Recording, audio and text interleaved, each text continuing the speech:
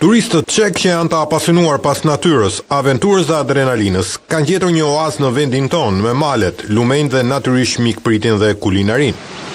Për të 10 vit radhëzi, drejtuesi një grupi turistësh çek të apasionuar pas packrafting vjen në Shqipëri, kësaj radhe pranisë së rrjedhës së lumit Shkumbin.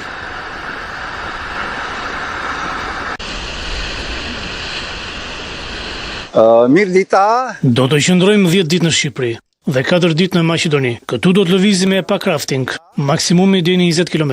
Në Shqipëri unë kam qenë në lumenjt, Kir, Shal, Fani Madh, Fani Vogël, Drini Bardh, Drini Zi, si dhe në majët e Korabit dhe Jezercës. Edhe për ata që vinë për herë të parë, përshtypjet janë fantastike në të gjitha drejtimet. Sot është dita jone e parë në Shqipëri. Tani duam të zbresim përgjatë lumit Shkumbin. Mbrëm fjetëm në një fshat të vogël, Selc. Ka hotele të mira me ushqim tradicional, na pëlqen shumë Shqipëria.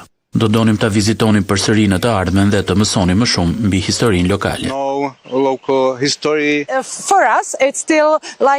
Shqipëria për ne është ende si një vend i egër. Ka gjithçka që dëshiron të bësh. Mund të bësh kajak, camping, çfarë të duash. Male, natyrë, gjithçka është e mundur këtu. Ju jeni ndryshe, por ajo që është shumë e mirë është mikpritja.